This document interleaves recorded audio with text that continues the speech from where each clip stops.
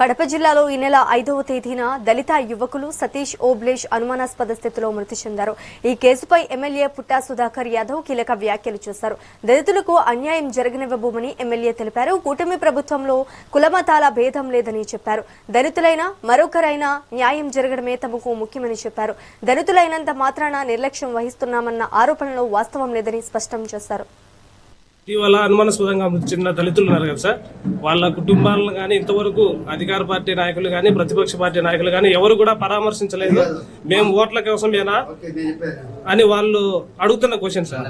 ఇప్పుడు మా నాయకులు పోయిండ్రు, పరామర్శించి వచ్చిండ్రు, అయితే మాకేంది అసెంబ్లీ ఉంది కాబట్టి మేము వచ్చే కాలేదు. అదే చెప్పాను కదా, దళితుడు నాయకుడు మాది మందకిష్టం, మా దగ్గర మా మండలంలో వచ్చి మా మీటింగ్ పెట్టినప్పుడు నేను లేకపోవడం అనేది నాకు కూడా బాధ కలుగుతుంది. ఎందుకంటే దళితులు ఒకరే కాదు, ఎవరైనా కూడా ఇటువంటి దానికి ఎవరైనా పాల్పడినా వదిలే ప్రశ్న లేదు. ఎంక్వైరీ చేయమని చెప్తాము.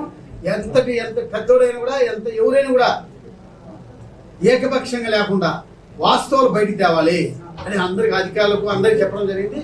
మా సీఎం గారు కూడా అదే రకంగా అందరికి ఇన్స్ట్రక్షన్ ఇవ్వడం జరిగింది. దాంట్లో ఎక్కువ అపోహలు పడాల్సిన ఎంక్వైరీ చేస్తాను.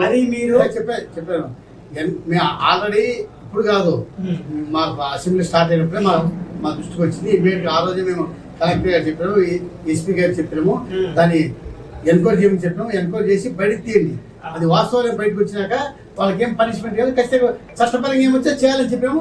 ఖచ్చితంగా చేస్తాం. దాంట్లో ఎటువంటి అపోహలు పడాల్సిన అవసరం లేదు.